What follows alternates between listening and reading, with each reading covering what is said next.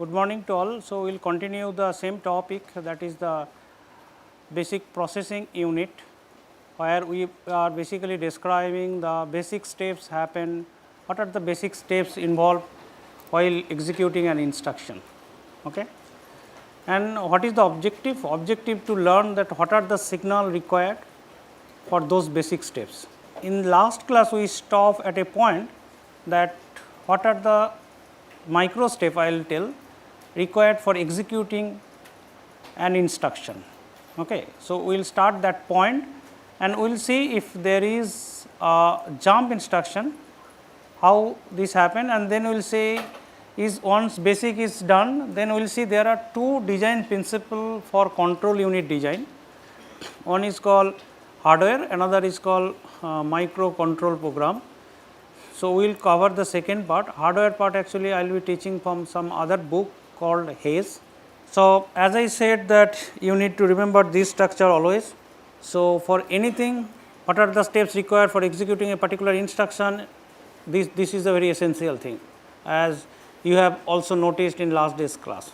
Executing a complete instruction, we have the instruction that which running example is add R3 comma R1. As you know that R3 within bracket indicates basically the memory location.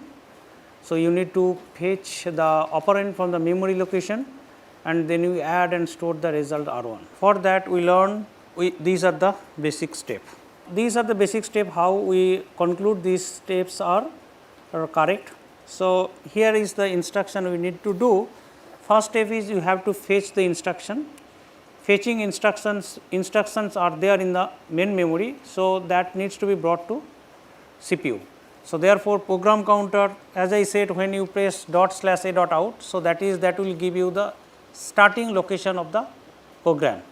So, let us say this is the first instruction in the program. So, program counter will be loaded the starting location, let us say 2000. So, therefore, what we need to at this location 2000, the instruction is here, that is add R3 comma R1. So, the program counter contains the value 2000. Okay. So, that should be loaded here. So, therefore, MAR in is 1, PC out, because PC this value only will come, and then we have to issue the read signal, and then we add select 4 and then Z in. Why? Because program counter value will be incremented by 4, because that is word length is 4. So, therefore, this same value we want to add bring 4 here, and this 2000 will come here, and then we want to add and result will be stored into 2004. So, in the next step what will happen, program counter value will change. During execution of the an instruction, program counter value will change. So, therefore, this Z out will be PC in, and this value is responsible for if there is any jump instruction. Okay. And then it will wait for memory function complete, and then when data is available to MDR, so that value it should be MDR out, and it will store in the register called IR in. So, now instruction is there, program counter value changed to 2004, and these three steps are same for any kind of instruction. So, now in decoding it will change, because if it is a jump instruction it will be different, if it is not jump instruction. So, as for this is not a jump instruction. So, then what we have to do? So, R3 out, why R3 out? Because you have to bring the data from the memory, and that should be stored in MAR. So, that is why R3 out to MAR, and then it will issue the read signal. In the meantime, someone asked in the last key, see you may not do this part here, then it will be delay further, and this time actually that CPU was idle. So, it is better to use that part when working with for waiting for the data to come. Within this time internal work can be done. So, that is the thing is R1 out, because that value needs to be added. So, it is coming here. So, through this line, so value of R1 will come here, and while it is available that MDR will come this line, and then we will issue the signal that add. So, it will be added, and result will be stored to R1. So, question is whether that value of Z in will transfer to other register in a single clock cycle. Yes, it will be transferred in the single clock cycle.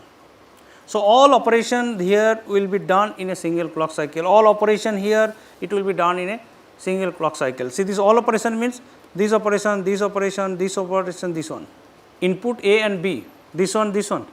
This is a name, this point name is A, this point name is B, that is all. This is a connection name, we gave a name called, we gave name connection to distinguish there are two connections.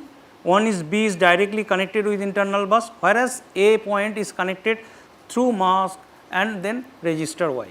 To distinguish there are two input to the ALU, but we are giving two different name to distinguish one from another.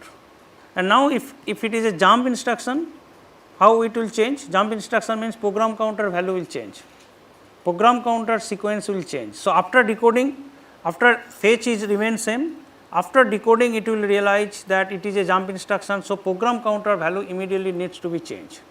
So, how it will realize? After decoding means after here, this is the instruction decoder, from here output it will take the, it will tell that this is the offset where to jump, and then it will be added with the program counter present value.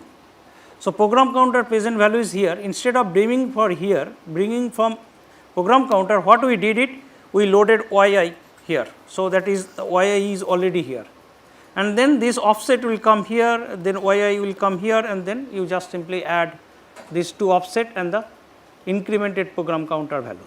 That is for the conditional jump we talked in the last class. So, these first three steps are remain same. So, here is offset field of the IR, that means after decoding it will realize that it is a jump instruction, and what is the offset means where to jump. As I said in the last class, let us say, so location is let us say 2000, jump instruction 2050. So, what is the next instruction address? So, 2004.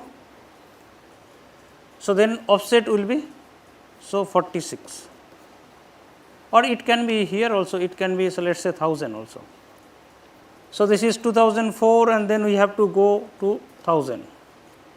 So, in that case what will happen, that 96 minus 96 will be the, so 1004, right. So, it will be minus 1004. So, that will be the offset. So, whatever the program counter, so that will be added. So, and program counter we are passing through YI in. Okay. So, that is the offset field, it will be add Z in, okay, and then it will select Y, and after it is done, so it will be program counter value will change. So, therefore, PC in and Z out, whatever the value Z out, so it will be added here, and then that is the end of the instruction, because now program counter value is loaded. Now, it is a new instruction, now new instruction will start again executing. So, again this three step will be continuing. So, this is for jump instruction. So, this is for conditional jump. Now, sorry, this is for unconditional jump, and if it is conditional jump means what? So, it will check whether the value is reached at a particular point, then only it will jump, otherwise it will not jump. Let us say we are checking the value, it will, let us say this location 2000 we have branch less than 0, then you jump say to some location, let us say 1000, and then you say DCR R2 like earlier, okay, and then you jump location is 1000. Did you understand this loop? Actually, you started a point, I think I talked in the earlier class in pipeline. So, this is a loop, you start writing the code here, and then decrement R2 and then branch less than 0. If it is negative, then you jump, otherwise it will be sequential, next instruction will be executed. Actually, what happened, for any operation there will be a status bit. Okay. So, status bit means, so there will be a special register is called the PSW, program status word. So, program status word has say let us say 7 to 8 bits. So, if the result is 0, so that is something called Z bit, it will be 1. If the result is negative, so this is a negative bit, so that will be 1. If results remain positive, so let us say this is a positive bit, this will be 1, otherwise it will remain 0. So, after this operation if it is really negative, so then what will happen? If it remains negative, then it will jump. Okay. So, that means negative bit is 1, then it will jump, otherwise it will not jump. Okay. So, it will check whether the negative bit is on or not. So, here actually one more condition will be added, ki whether negative bit, if it will jump only if negative bit is there or negative bit is 1 or not. So, if we started with very simple architecture, that is only one bus you had. Now, if you have a multiple bus, so like instead of one bus if you have a multiple bus, so that will be more complex, okay, and we do not have time. So, therefore, we have to skip. So, multiple bus organization advantage, earlier we had 7 steps, now it will be reducing because you can do the parallel operation. Here we will be talking about microprogram control. So, we had the basic background, now we will see how the control unit can be designed. So, earlier what we learned, ki R in equal to 1, okay, so that should be activated. So, one signal should be there. So, if you have a register here and then you have a connection here, let us say then this is in, this is out, what basically you have to do, this point should be 1. So, this is the signal, or this point should be 1, that is we want, that is we want. Let us say here it was PC out comma MAR in, okay, and then what then next is read. So, read is also a signal. So, this should be 1, this should be 1, this should be 1 in the first step. So, we should design control unit in such a way that in the first step of any instruction, so these all signals should be 1. So, that is the control, that is the task of the control unit, because these are the signal we want should be activated at the first step of the each instruction. So, what can be done is like for generating the control signal also we can use the style of the programming. You assume that first step, then you complete the second step, then you complete the third step and so on. So, it is like you are writing the code and then it is getting executed. So, if we follow this model, then that is something called microprogram control. For generating the control signal, we will use the programming model. Okay. So, it will be clear later also. So, there are some terms, that is control word, micro routine, micro instruction. So, this is actually for let us say one instruction. It has 4 steps for executing one instruction, as we have seen that we had 7 subtasks, okay, or 7 steps. What we do it ideally, in the first step we want that PC out should be 1 and we want MAR in should be 1, read signal will be 1 and YR and select signal should be 1, add should be 1, Z in should be 1 and rest all will be 0. What we do it, whatever the all signal available we put on, say let us say in column, and first step what we do it, we put 0 whenever it is not required, otherwise if it is required, so we put 1. Similarly, second step, what are the things required, we put 1, rest will be 0. Now, what you do it, control unit should read one after another, and wherever is 1 is there, so it will activate, and wherever is 0 it won't deactivate, it will it will not do anything.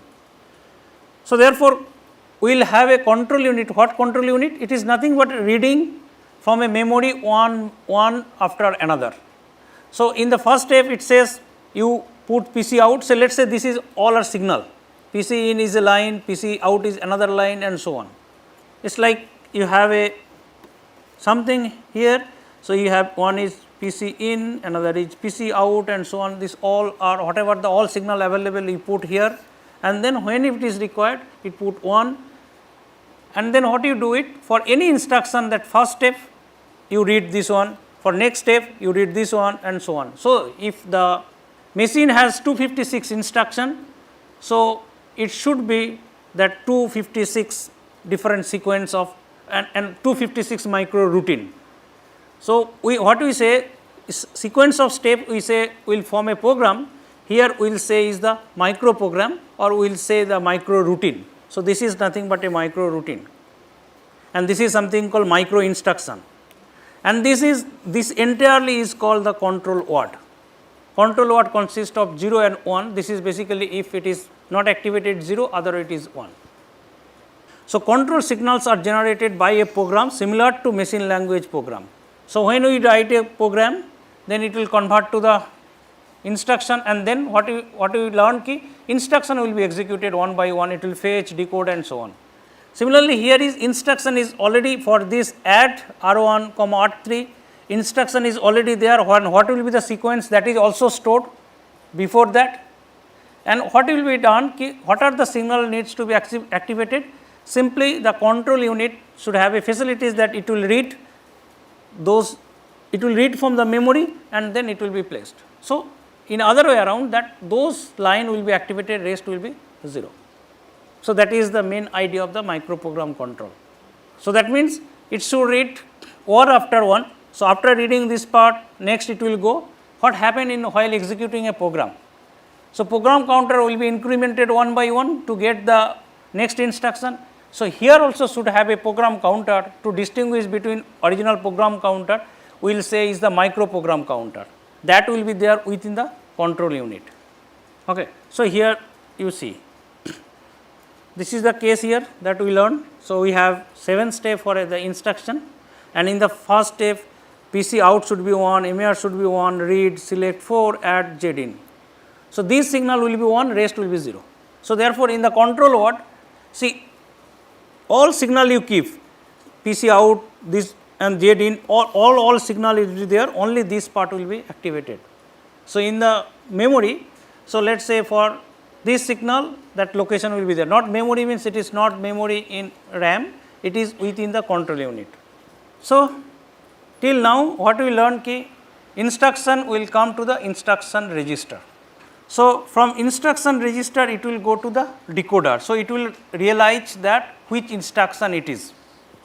So, after realizing it is add instruction, add R1, R3 or R3, R1, it will realize it is add instruction which involve the register R3 and R1. So, it will go to the starting location of this instruction.